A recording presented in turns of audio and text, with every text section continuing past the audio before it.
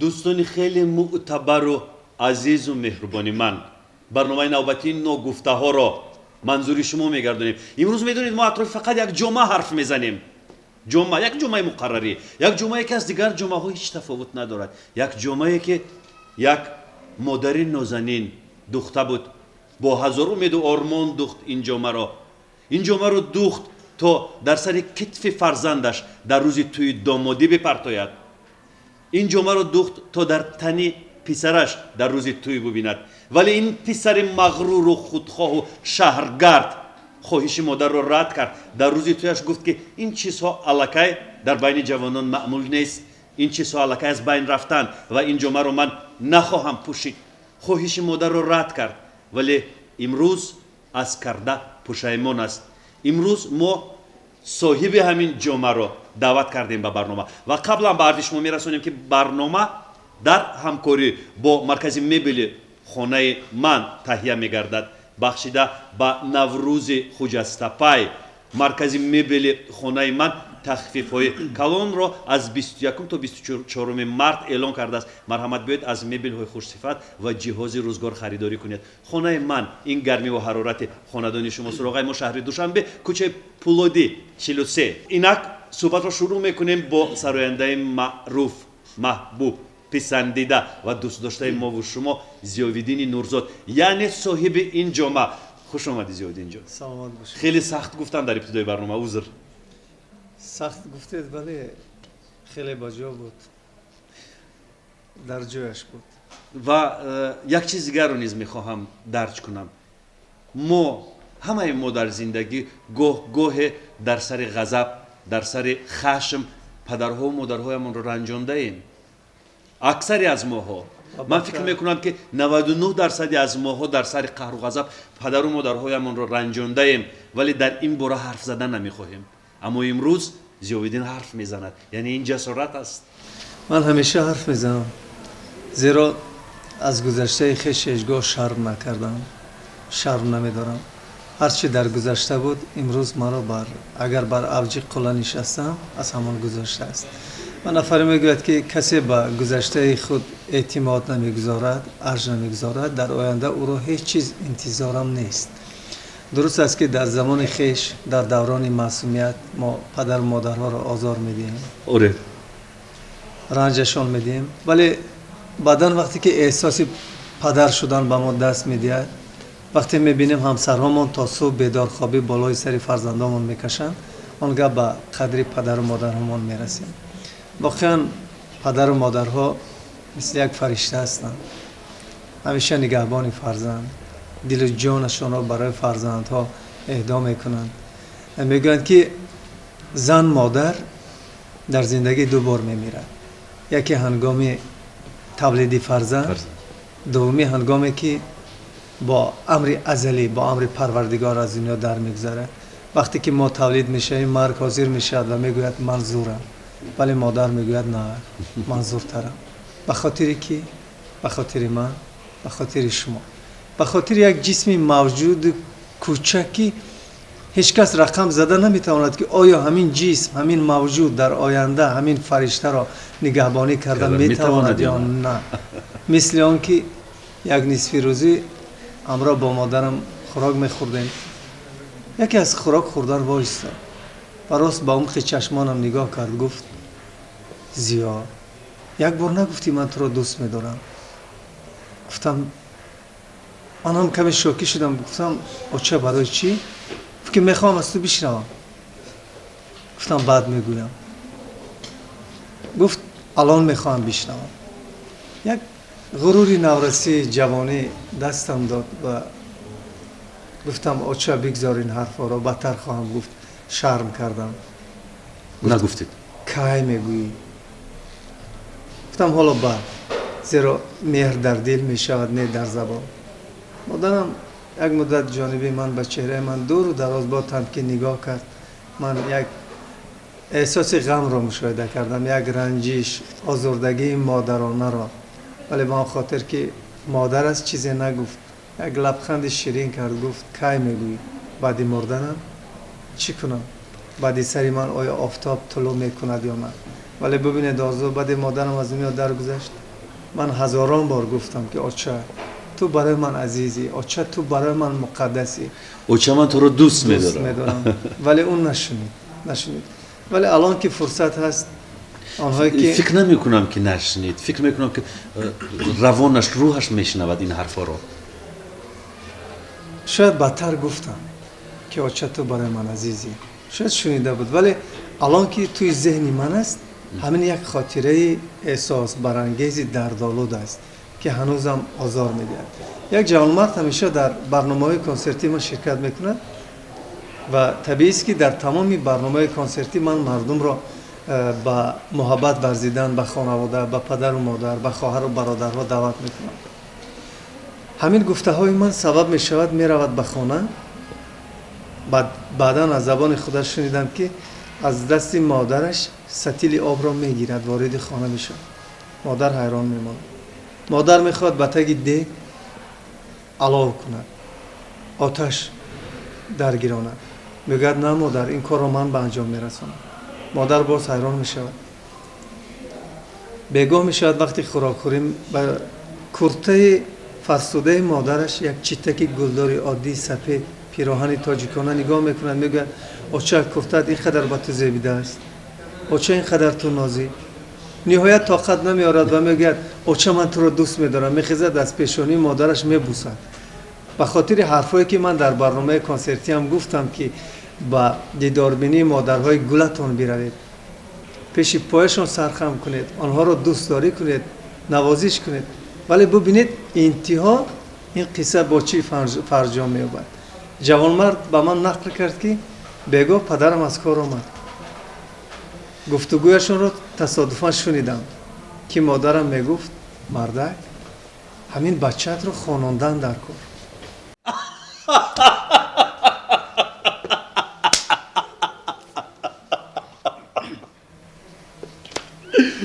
یعنی من حیران میشد برای چی؟ مزهش نیست. چی شده است انیخترش زنک؟ من نمیدونم. ستیل آب را از دستم گرفت، تگ دیگ علاو درگیران، در پختن خوراک کمک رساند. اصلا عجیب مرا آغوش کشید، از پیشانی هم بوسید و گفت که تو رو دوست میدارم. تو رو دوست میدارم.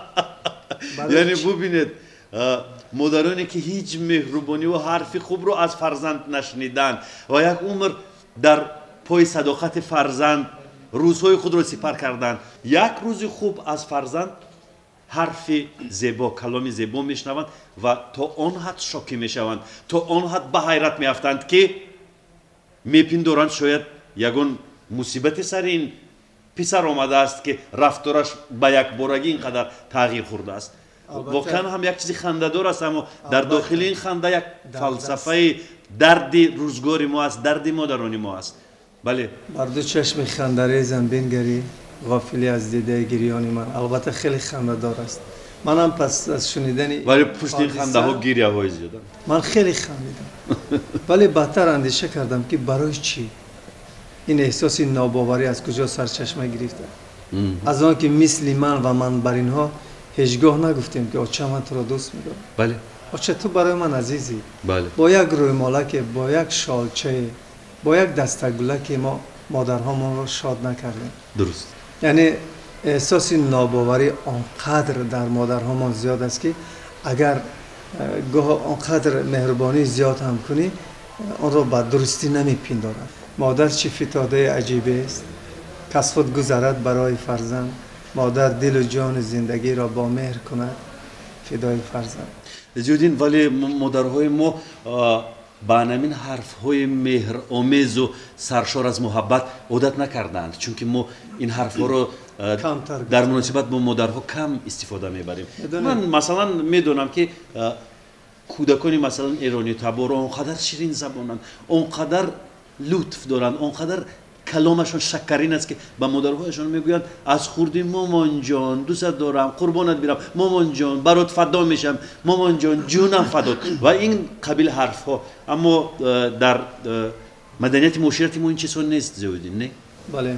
میدونید من فکر میکنم تماشابین های عزیز که شاید این برنامه رو که شما راه اندازی کردید قسمتی از زیادی مردم تماشا میکنن توسط سایت های اجتماعی خاص یوتیوب و مخصوص به همون نفری مراجعت میکنم که زیر یک ترانه من که درباره مادرم خوندم، البته از سوزی دل نوشته که حرفایش دروغ است، حرفایش خیلی دروغ است. فکر میکنم مثل ارتیست، مثل یک هنرمند روی صحنه نقش آفرینی میکند. شما برادرم سخت اشتباه میکنید. اگر تمام محبت های روی دنیا دروغ باشد، محبت زن و شوهری، خواهر و برادری، شاید محبت پدرها، ولی محبت مادر دروغ شده نمیتواند. و من از شما معذرت میخوام، ولی محبت من نسبت به مادرم دروغ نیست و همین محبت، همین احساس نبودن مادر من رو همیشه اذیت میکنه و فکر میکنم که تا لحظه که جان در بدن دارم، روحم در من هست، من برای هر یک لحظه که با مادرم نبودم از او دفاع کردن نتوانستم، اشک‌هایش رو پاک کردن نتوانستم، من اذیت میکشم. پیش از آن که قبلا به این برنامه شما بیایم، حتما همین نقشه، همین حرفا در دلم بود که من باید بگویم. میدونید زمانی بود که خویشاوندان شهریمون به خانه مهمانی می آمدند و طبیعی است که پدرم که یک مرد سیاستدار بود، واقعا یک مرد کامل بود، با جسارت بود، من و برادرم را با هم گوشتی می انداخت.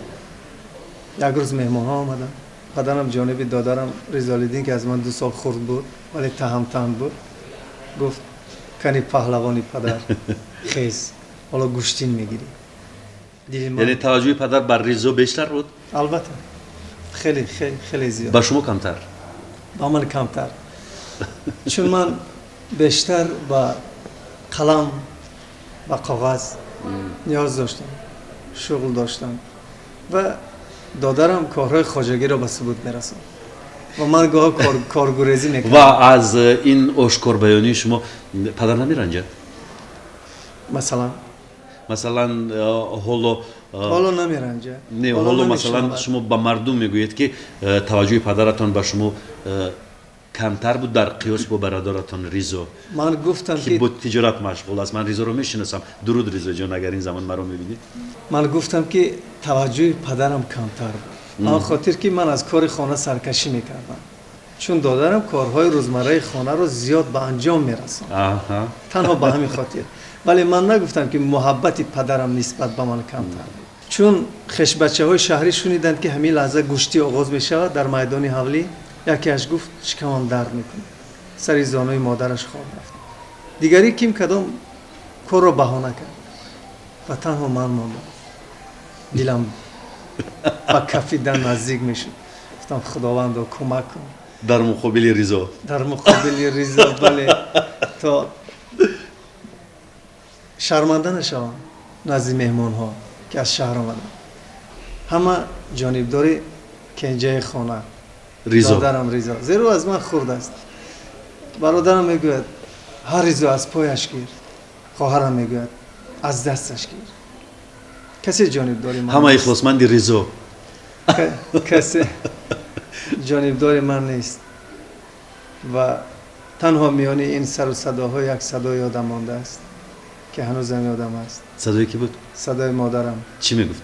که میگوید ریزا بچم آیسته تر، اکات میشود، عیب است، التماس نکن، این کارو نکن.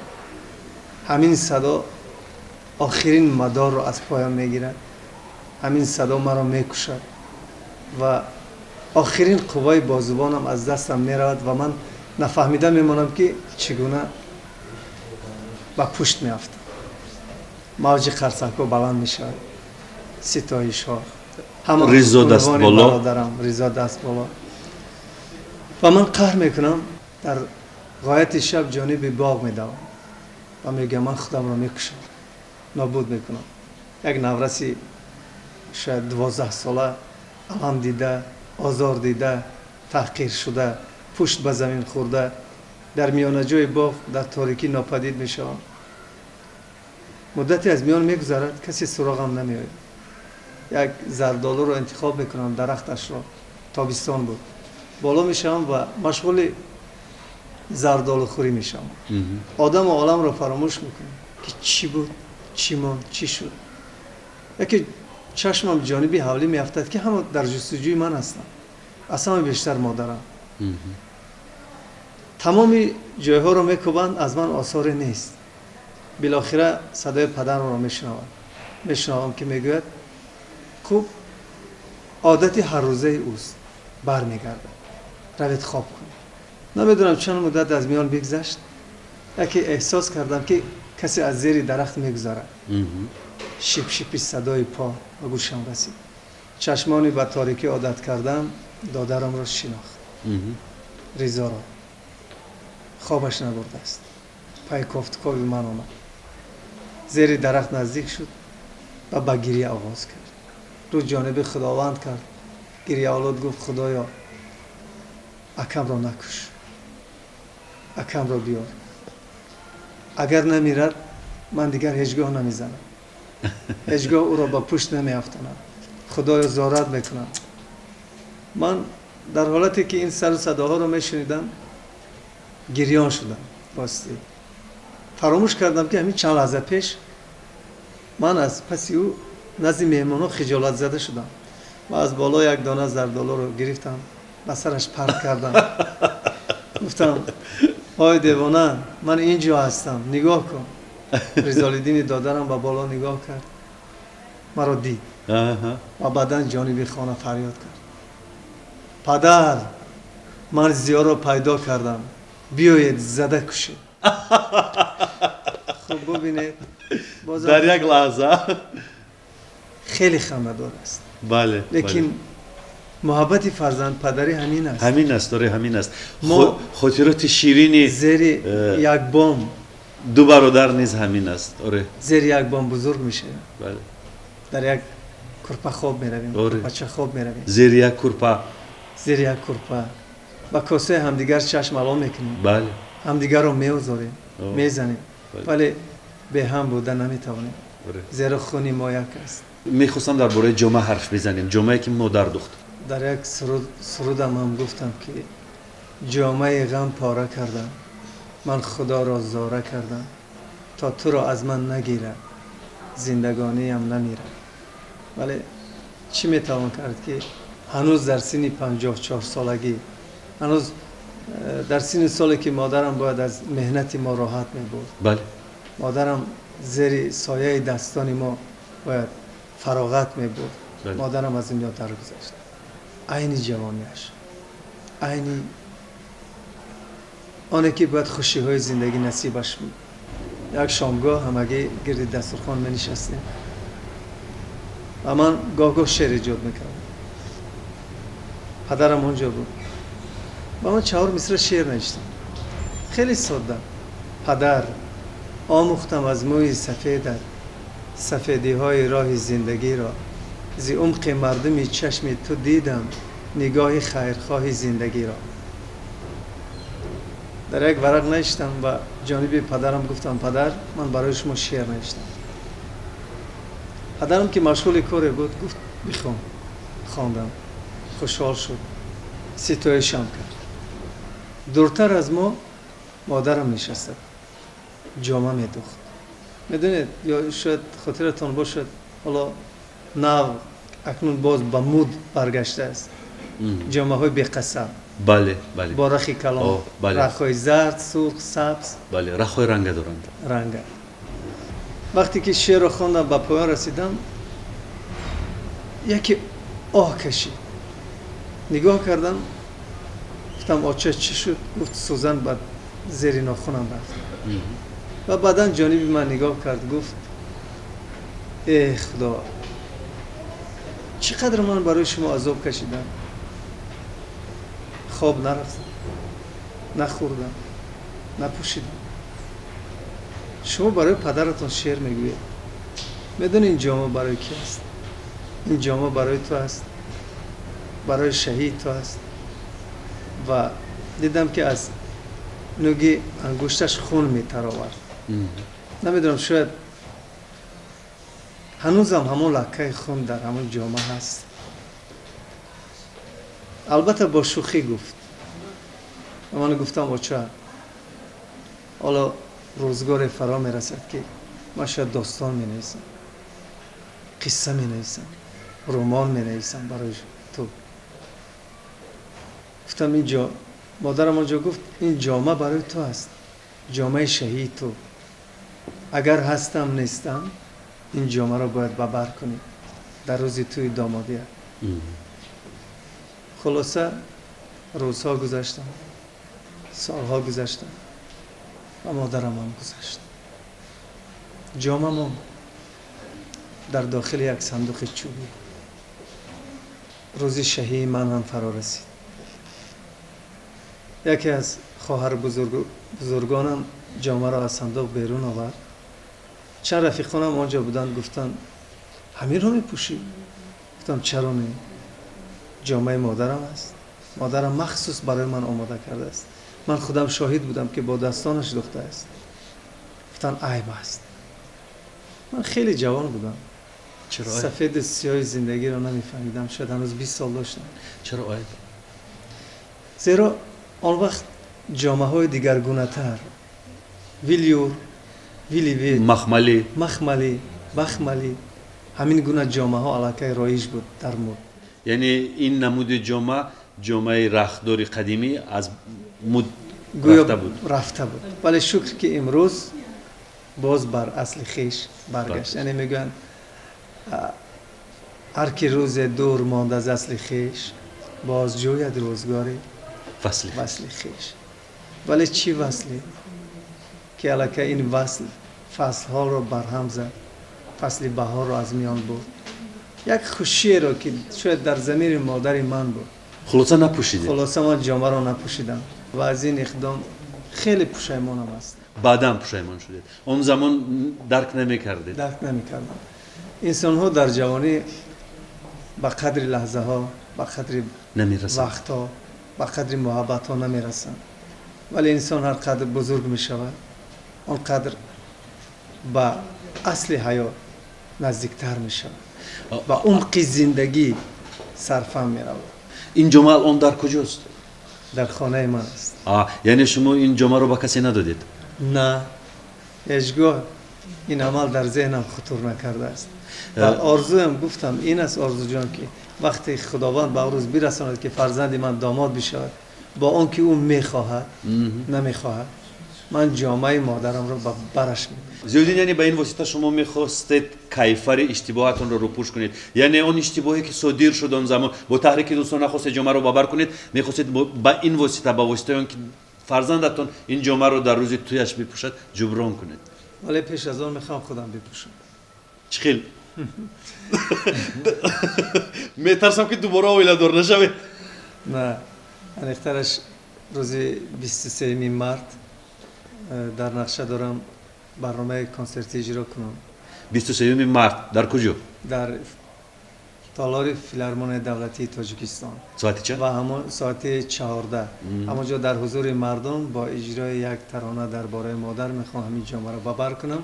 در روی صحنه؟ روی صحنه برای 3-4 دقیقه تا روح مادرم به آرامش برسه. و دیگر خاطره ملال‌آور که از مادرم دارم، بعضا همیشه احساس پشیمانی میکنم وقتی که مادرم در بیمارخانه بود. همشیره شفقت بیرون آمد و گفت که فرزند بیزنش کدام است؟ که برادر بزرگم جانب من اشاره کرد، گفت مادرت تو رو میخواهد. نمیدونم چی میگی، ولی میدونید من نرفتم. ترسیدم. از چی؟ نمیدونم. گفتم شاید آخرین حرفاش رو میزنن. ما انسان ها همین گونه هستیم. یعنی به مرگ مادر هیچ وقت باور کردن نمیخواهیم. عزیزم هستیم و هیچگاه من باور نداشتم. در یگان گوشه دلم، ضمیرم، من راه نمیدادم که همین لحظه های آخری حیات مادری من است و من دیگر او رو هیچگاه دیده نمیتوانم. اگر من میدونستم من میرفتم، ولی من ترس خوردم. گفتم چی میگوید مادرم؟ تصور کنید زنی که 17 روز چیزی نخورده بود، حرکت نمیکرد، مدار نداشت.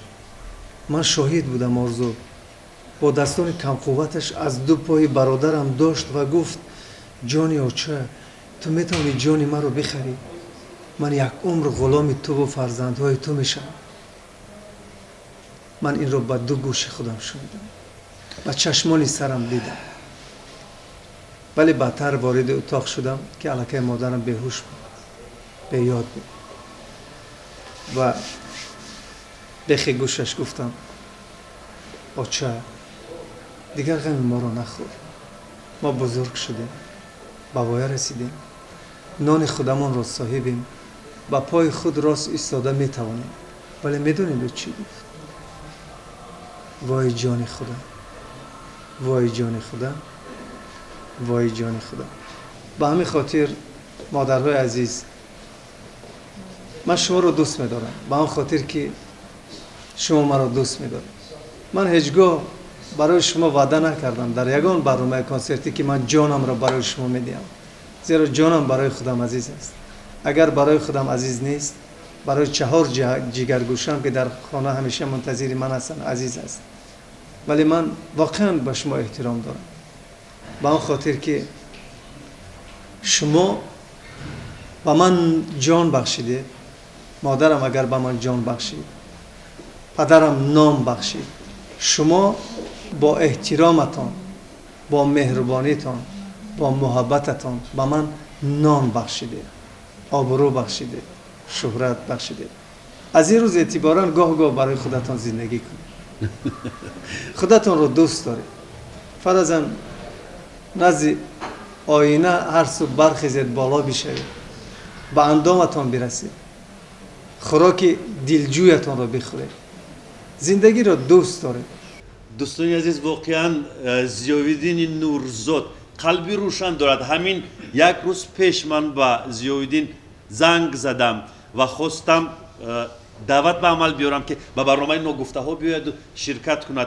همان لحظه ضیاءالدین وقتی که گوشی رو میبرداشت و با من صحبت میکرد، همزمان به همسرش فرمایش میداد که در خانه را کشو، مهمان رو درار، با درون خانه، در مهمان خانه مهمان انتظار نشد. گفتم که در این وقت شما مهمان کی است ضیاءالدین؟